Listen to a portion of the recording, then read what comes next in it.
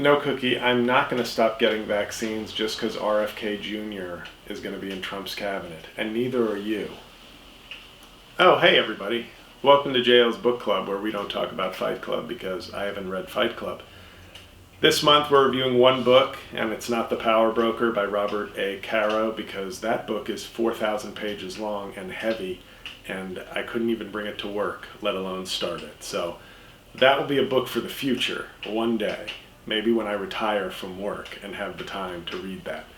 But before we get to the book I am reviewing this month, I have two announcements. One is our beverage of the month, and new episode, new beverage. I think it's pretty incredible that we haven't had a repeat beverage.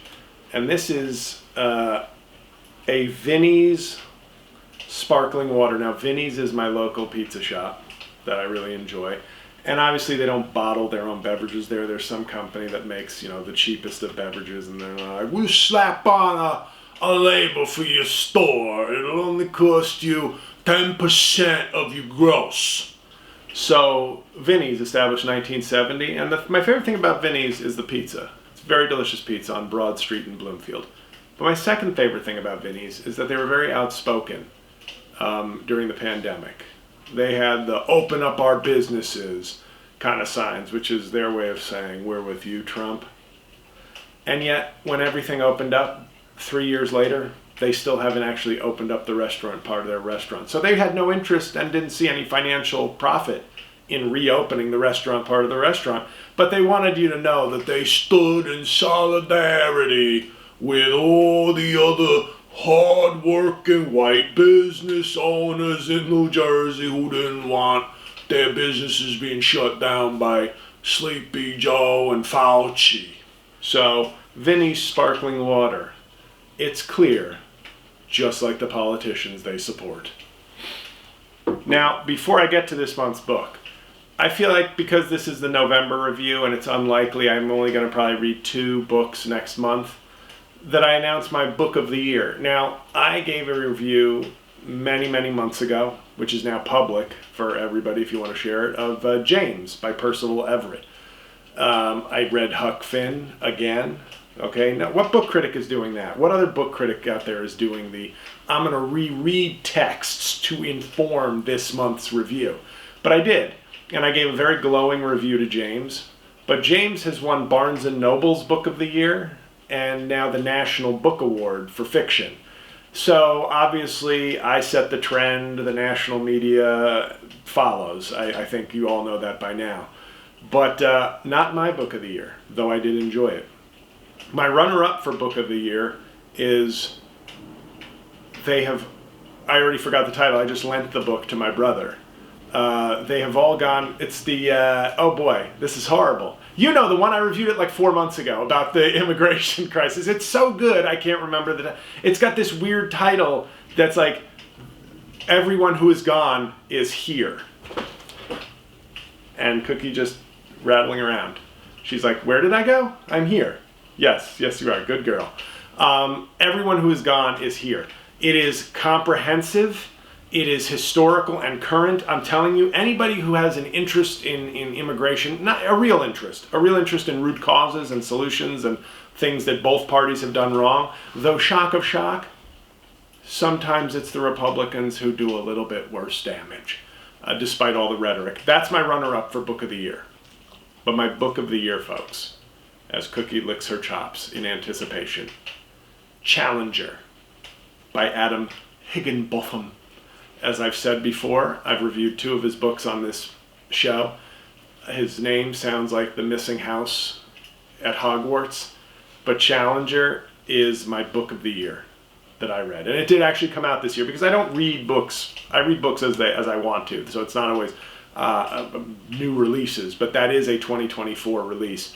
It is my book of the year. It was profoundly readable, heartbreaking, incredible writing, just Challenger by Adam Higginbotham. That's my book of the year. So let's get to this month's book of the month.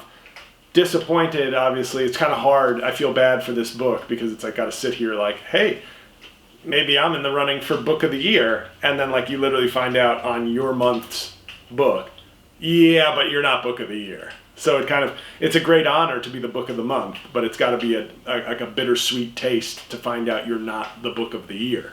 But in my quest to be snooty and impressive and well-read, and with the zeitgeist and the literati, the New York Times, as I had said in previous reviews, announced their 100 best books of the century so far. And I own or have read like 19 of them. Emphasis on owned. Now I'm trying to do the read part. I bought them to be impressive, and then they just sat on my shelf. And, chicks these days don't dig books anyway. So who am I impressing? Cookie? Maybe. But I decided to get this one while I was on the road. They had a nice display at Barnes & Noble of top 100 books. It wasn't all of them, but I said, oh, Station 11. This was an HBO series during the pandemic. And my friend Pat, I'll leave out his last name, but he knows who he is. We were discussing this, and I was bragging that I had read so many more books on the list than him. But one of the books he had read was Station 11. And he said, it's really good. And I said, well, between my friend recommending it and the New York Times, I'd have to be a real douchebag not to read it. So I read it. I bought it and I read it. And it's by Emily St. John Mandel, who sounds like a barista in Williamsburg. And I hope Emily St. John Mandel, that's a name. That is an impressive name.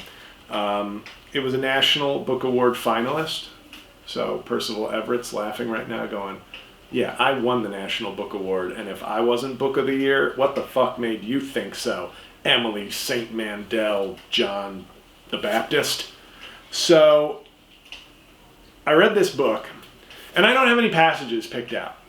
I'm going to give a general review of the book. Part of me was hoping I'd hate it, because it's been a while since I read something I just completely hated. The most recent negative book review I've probably given is the Magic Johnson biography, which is now on paperback if anybody wants to read 7,000 pages on Magic Johnson's high school career before getting to his sex addiction and college and the pros and AIDS. And movie theaters. And Starbucks. But you gotta have the AIDS in there too. Two pumps of T-cells in my Frappuccino, please. Anyway, cinematographer is shaking her head at that. The point is, it's been so long since Black Leopard, Red Wolf. I almost want to read that again just to revisit, because that was the first and only book in this series that I truly hated. But it was also probably the funniest review by a mile. So it's episode 3. If you want to just go to the YouTube or scroll, you'll have to scroll a lot on the Patreon, but I do recommend going back to that because we have a lot of new Patreon subscribers in the last month. So if you like these book reviews, and usually they're really good, Red Leopard, Black Wolf is the gold standard as far as I am. And it's the only truly I hated this book and don't recommend it. But I'm always searching for that because it's a win-win for the viewer. If I like the book, you get a recommendation, but you get a lot of recommendations from me. But if I hate it, you get gold content. Well, unfortunately, Station 11, I didn't hate it. I liked it. It was a pleasant read. It was a pretty easy breezy read. But it's also interesting because this was written, I believe, in 2014. And it's about a pandemic. And then they made a series for HBO that aired in 2020. So they didn't air it. They didn't rush it to production and air it because there was a pandemic. This had to be greenlit in like 2016 and cast and produced and edited. So it's pretty crazy that they were like, in 2019, they were like, that hit book, Station 11? Well, we've wrapped on production, so I think 2020 would be the perfect time to release this far-off, dystopian, fictional experience of a pandemic striking Earth. And then all of a sudden they're like, is this the best time or the worst time? Either way, summer 2020, pandemic content. But as I'm reading, it's a very well-written book. For until the last 60 pages, I was like, is this just going to be some sort of, it's a character study in what it does to humanity and the things we learn about ourselves. But then the plot gets sort of nitty-gritty. What I respect about it is it wasn't one of these, I was hoping for more closure or more, but instead I was given a human study of what a pandemic makes us think about the ephemeral nature of humanity in our lives. And you do get that, but you also get some hardcore plot points. So I was like, good, you gave me both. Thank you. So for both English lit majors who just want to be high-minded, it delivers the goods. But for people who also want some murder and some gross shit during a pandemic, it also delivers. What I found telling about it, though, now this is a pandemic that kills 99% of the population, whereas our pandemic did not. And if you ask certain people like John Stockton or Robert Kennedy Jr., it killed 0 people, I think. The vaccine is actually what killed everybody. So both sides is what I'm saying, both sides. But in this one, it's a much more vicious, deadly virus. And it's a good book. There's no like one passage to read from it. Did I love it? Did I like go, oh my God, I can't wait to read more of this woman's work? I was like, it was good. I give it a thumbs up. I predicted sort of not the very ending, but I predicted if there was anything close to a twist, I called it. But I don't know. Maybe that's me trying to be extra smart, but maybe it's not that much of a twist. But I knew who the main villain was as soon as he popped up in like a flashback chapter. But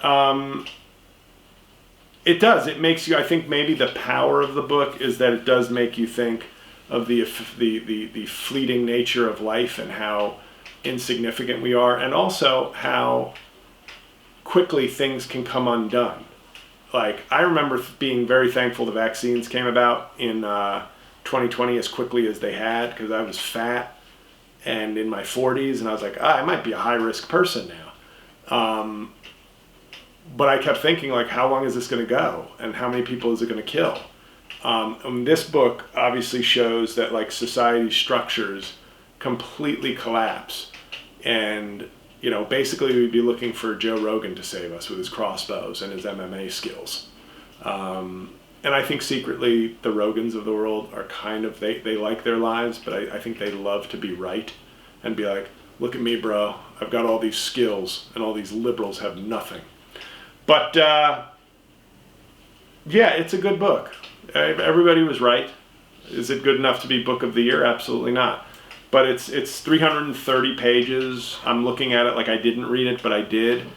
But it's a good book. If I were to say something negative, I kind of was expecting, like when I read the book last month about AIDS. What was that? Team America? No. What was the book about AIDS? The Believers. It was something The Believers. Can you find The Believer? It's right there. It's by the Joker statuette from my sketch. Just read it. I don't need it. The Great Believers. Thank you. Jeez. Vanna White wanted to come on and show the product like its Price is Right. I know I just mixed and matched 2 iconic game shows. That book left me more, I think, impacted, even though it was, you know, and they're both sort of about plagues if you think about it. This one is about a SARS-like plague, and the other one is about AIDS, which, you know, was God's punishment for homosexuality, according to my pastor, Pat Robertson, R.I.P. But just kidding, obviously.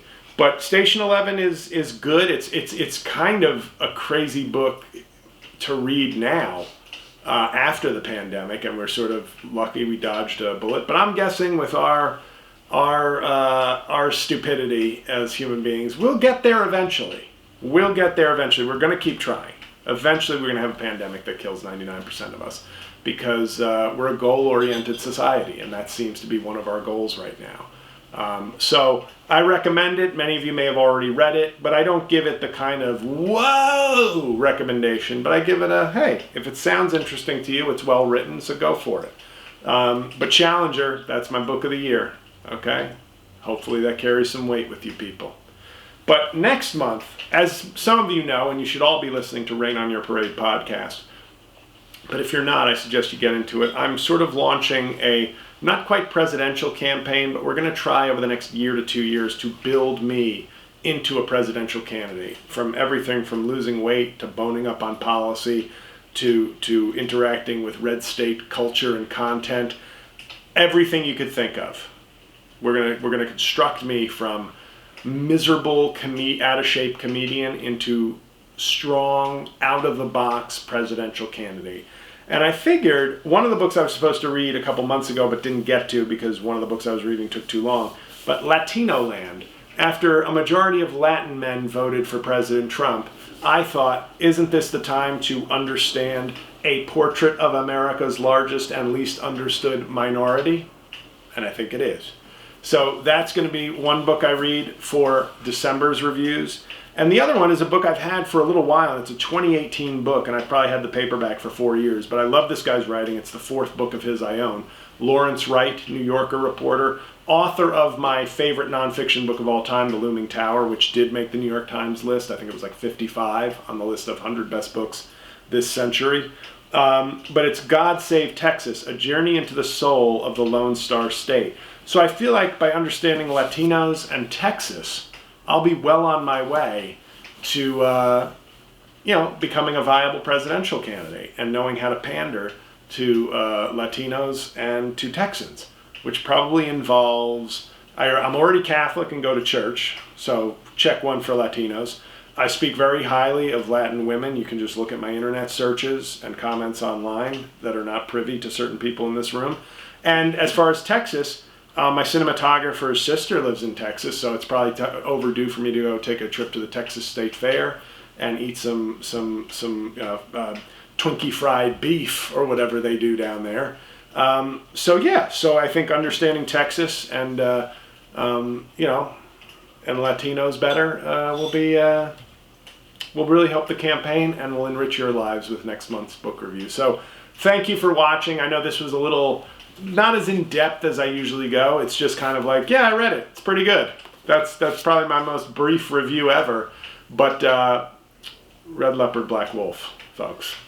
If you need joy in your lives, don't have the kids around when I review that one. Though that is an important warning. Don't have the kids around. Not because of what I say, but because of the text of the book. Nobody's trying to ban that book, though. I would argue that for quality purposes and content purposes, I would be okay banning Red Wolf, Black Leopard, or Black Leopard, Red Wolf, or basically any books with those words in the title. So thank you for watching. Thank you for being Patreon supporters. If you're new, I recommend you scroll back. I'm going to repost the video of me at 13 with my mom starring in a Universal Studios Star Trek video. Because I think some of the stuff I've posted years ago or months ago that some of the new people may not scroll back all the way to find will be very fun for you to see. But the book reviews, I've had some people binge them over like a month. I recommend it. It's it's basically like a 20-minute book podcast. So all the episodes are really good, and I'm proud of them. So thank you. End of story. I hope you're enjoying your Thanksgiving or enjoyed your Thanksgiving once you see this. And I'll see you next month with another book. And remember, books, they're like documentaries for smart people.